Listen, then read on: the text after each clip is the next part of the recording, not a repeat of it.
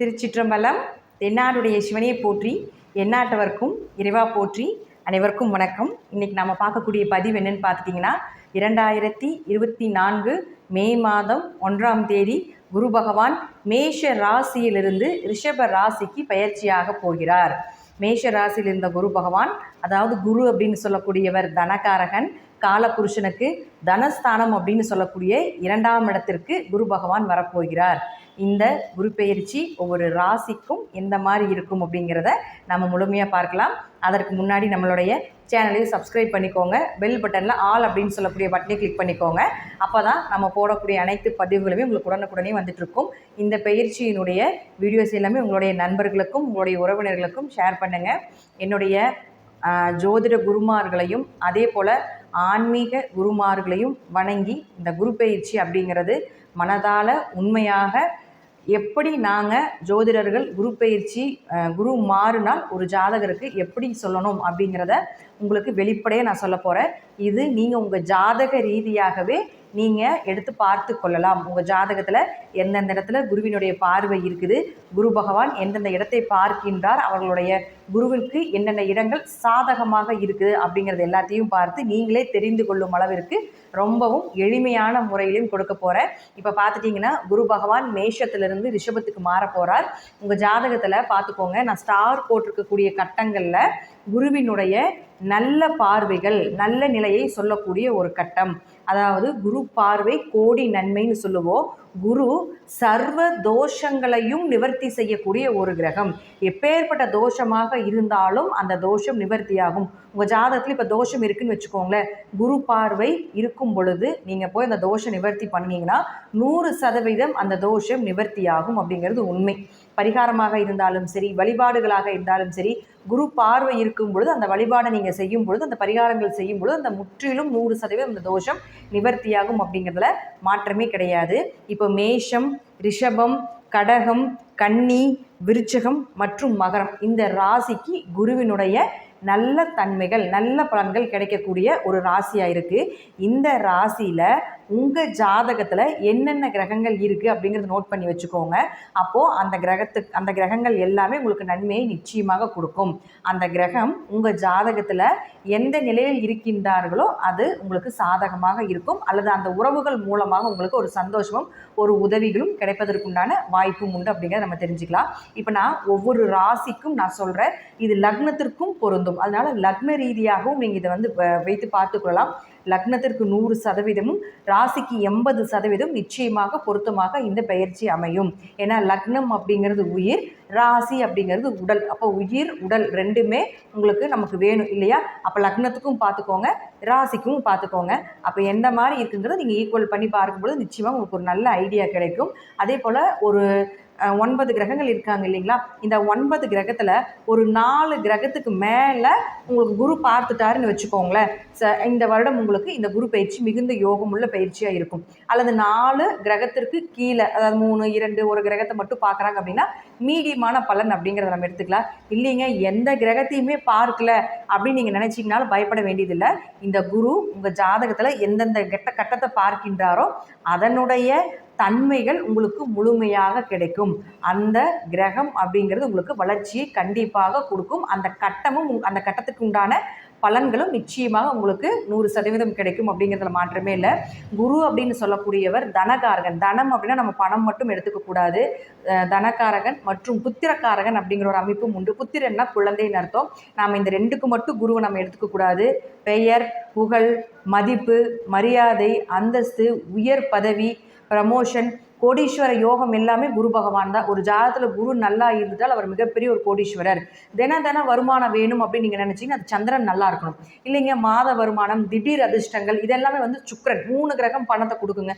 சந்திரன், சுக்கிரன், குரு, இவங்க 3 பேர் தான் பணத்தை கொடுக்கக்கூடிய கிரகம். தின வருவாய் சந்திரன், அதே போல் திடீர் அதிர்ஷ்டங்கள், மாத வருவாய் எல்லாமே சுக்கிரன்.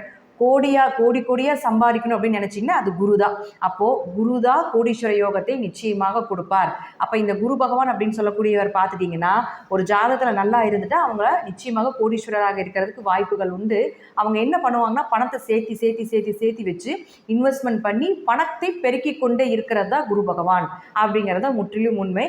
அப்போ குரு அப்படின்னு சொல்லக்கூடியவர் நமக்கு பணத்துக்கு மட்டும் இல்லை, சுப நிகழ்ச்சி, குழந்தை, திருமணம், வீட்டில் நடக்கக்கூடிய அனைத்து சந்தோஷங்களும் அவர் தான். ஒரு சுப நிகழ்ச்சி வீட்டில் நடக்குது, அது குரு நல்லா இருந்தால் மட்டும்தான் அந்த வீட்டில் சுப நிகழ்ச்சியே நடக்கும். குரு பார்வை இருக்கும்பொழுது அது நடக்கும். கோச்சார ரீதியாக வருடம் மாறுது இல்லைங்களா? அப்படி மாறி வரும் பொழுது தான் அந்த குருவினுடைய தன்மையை பொறுத்து தான் அந்த வீட்டில் சுப நிகழ்ச்சிகள் கண்டிப்பாக நடக்கும்.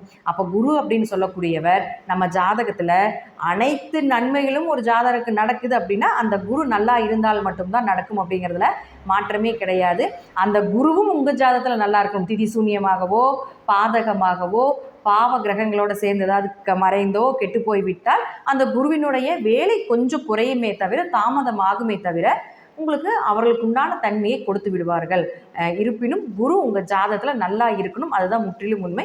இப்போ கோச்சார ரீதியாக பார்க்கும்பொழுது குரு எப்பொழுதுமே எல்லாருக்குமே நன்மையை கொடுக்கக்கூடிய ஒரு சூழ்நிலையில தான் இருப்பார். இப்போ ஒவ்வொரு ராசிக்கும் அவருடைய பார்வைகள் எப்படி இருக்குது, அவருடைய தன்மைகள் எப்படி இருக்குது, ஒவ்வொரு லக்னத்துக்கும் எப்படி இருக்கும் அப்படிங்கிறதையும் நாம் முழுமையாக பார்க்கலாம். கன்னி ராசிக்குண்டான குரு பகவானுடைய பயிற்சி பலன்கள் எப்படி இருக்கும் அப்படிங்கிறத பார்க்கலாம். கன்னி ராசிக்கு குரு பகவான் பொதுவாக உங்கள் ராசிக்கு 9க்கு வருகிறார். 9ல் இருந்து உங்களுடைய ராசியை பார்க்கின்றார்.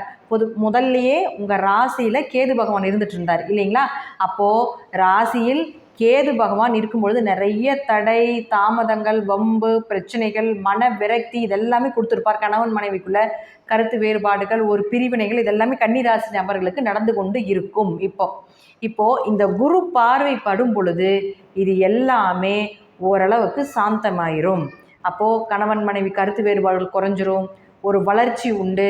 கேதுவினுடைய தடைகள் கொஞ்சம் உடைவதற்குண்டான வாய்ப்புகள் உண்டு. அதனால் இந்த குரு ஒரு வருட காலங்கள் அங்கே இருக்கும் பொழுது நிச்சயமாக இந்த கேதுவினுடைய தன்மைகள் கொஞ்சம் குறையும் அப்படிங்கிறதுல மாற்றம் இல்லை.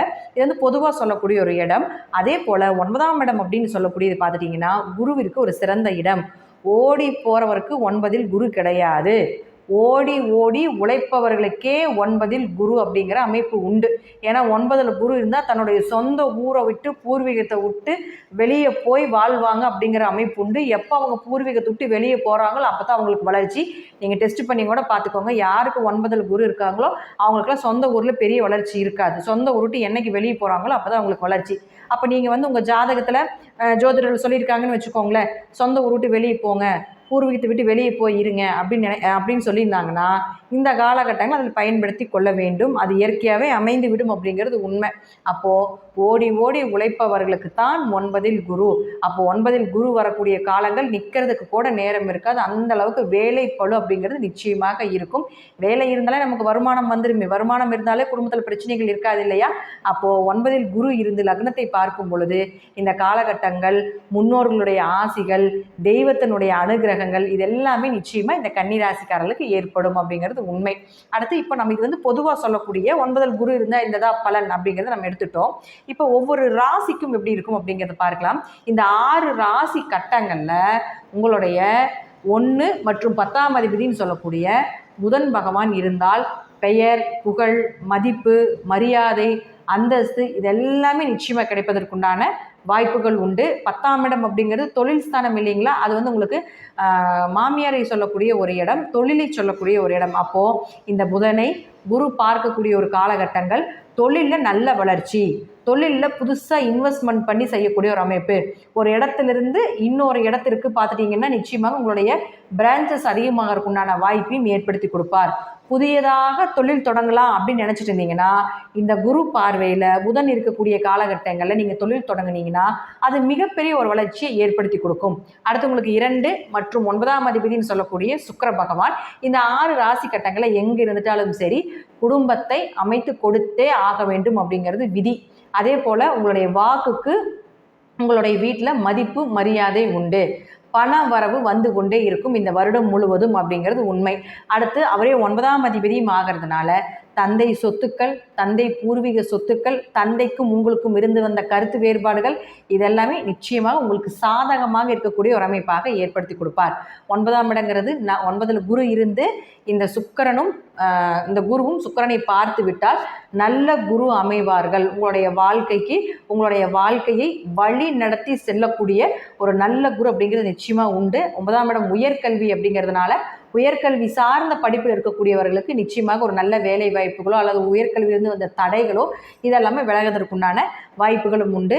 தீர்த்த யாத்திரை, கோவில் கட்டுமான பணி இதெல்லாமே நிச்சயமாக உங்களுக்கு கிடைக்கும். அதற்குண்டான வாய்ப்புகளையும் இந்த குரு பகவான் ஏற்படுத்தி கொடுப்பார்.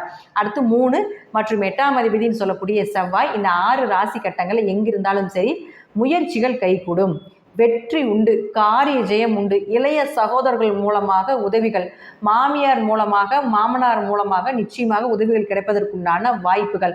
அதே உங்களுக்கு 8ஆம் அதிபதியாக இருக்கிறதுனால கண்டங்கள் விலகுவதற்குண்டான வாய்ப்புகள், ஆயுள் பலம் அதிகமாவது, திடீர் பணவரவு, திடீர் அதிர்ஷ்டங்கள் இதெல்லாமே நிச்சயமாக கிடைப்பதற்கு வாய்ப்புகள் உண்டு. பணம் வெளியே நிற்கிது வராமல் இருக்குது அப்படின்னு நினச்சிங்கன்னா இந்த செவ்வாயை குரு பார்த்து விட்டால் உங்களுக்கு இந்த 6 கட்டங்களில் செவ்வாய் எங்கே இருந்தாலும் உங்களுக்கு பண வரவு நிச்சயமாக உண்டு.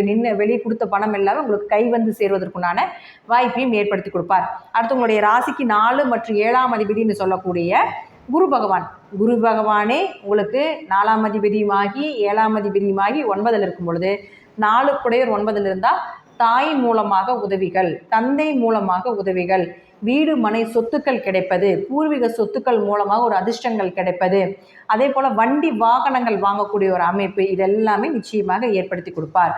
அப்போ அவரே உங்களுக்கு 7ஆம் அதிபதி 9ஆம் வீட்டில் இருக்கிறதுனால திருமணம் கைகூடி வரும். திருமணம் சார்ந்த விஷயத்திலிருந்து வந்து தடைகள் உடையும்.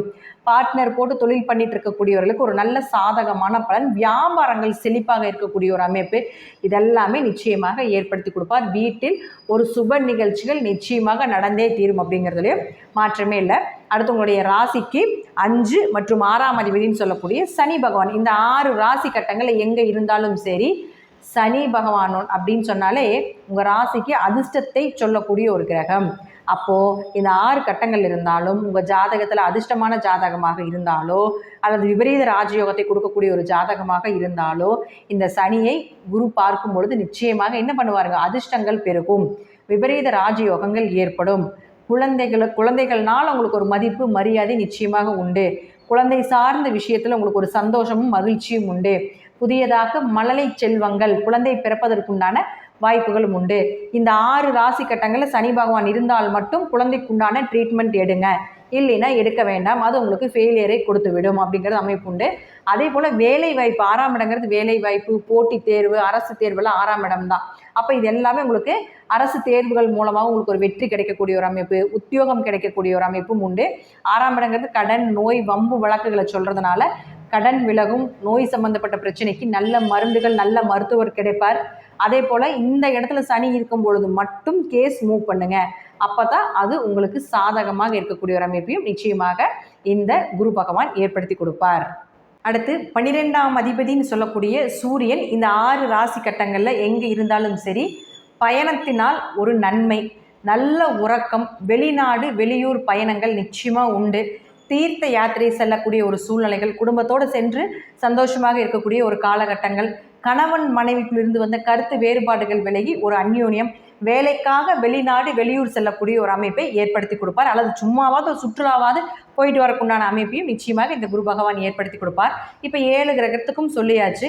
ராகு கேதுக்கள் இருக்காங்க இல்லைங்களா, அப்போ ராகு கேதுக்களை குரு பார்க்கும் பொழுது அதை அதிகப்படுத்தி கொடுப்பார் அப்படிங்கிற அமைப்பு உண்டு. ராகுவை குரு பார்க்கும் பொழுது உங்கள் ஜாதகத்தில் ராகு என்ன நிலையில் என்ன கட்டத்தில் இருக்காரோ, எந்த பாவகத்தில் எந்த மாதிரி விஷயத்தை கொடுக்க நினைக்கின்றாரோ அதை அதிகப்படுத்தி கொடுப்பார். கேதுவும் அதே போல தான், தோஷங்கள் இருந்தாலும் ராகு கேதுக்களுக்கு குரு பார்க்கும்போது தோஷ நிவர்த்தியாகும். ராகுவால் ஒரு வளர்ச்சியும், கேதுவால் அந்த கட்டத்தை சார்ந்த ஒரு ஞானத்தையும் நிச்சயமாக ஏற்படுத்தி கொடுப்பார் அப்படிங்கிறதுல மாற்றம் இல்லை. அடுத்தது உங்களுக்கு இந்த நம்ம 9 கிரகத்தையும் பார்த்தாச்சு. இப்போ குரு அப்படின்னு சொல்லக்கூடியவர் உங்களுடைய 1ஆம் வீட்டை பார்க்கின்றார், 3ஆம் வீட்டை பார்க்கின்றார், 5ஆம் வீட்டை பார்க்கின்றார். மதிப்பு, புகழ், மரியாதை, பெயர், புகழ் எல்லாமே கிடைக்கும். விஜய வீரிய ஸ்தானம், தைரியமாக வெற்றிகள் கிடைக்கக்கூடிய ஒரு அமைப்பு. 5ஆம் இடம் குலதெய்வம் உங்கள் வீட்டில் வாசம் செய்யக்கூடிய ஒரு அமைப்பு, இதெல்லாமே நிச்சயமாக உண்டு, பயப்படாமல் இருக்கலாம். கன்னிராசியை பொறுத்த வரைக்கும் பார்த்தீங்கன்னா இந்த 1 வருடம் கேது பகவானுடைய தாக்கம் கொஞ்சம் குறைவாக இருக்கும். நான் சொல்லக்கூடிய கருத்துக்கள் 80% நிச்சயமாக பலிதமாவதற்குண்டான வாய்ப்புகள் உண்டு. உங்களுடைய தசாபுத்திப்படி நான் சொல்லக்கூடிய கருத்துக்கள் சிறிது மாறுபடலாம்.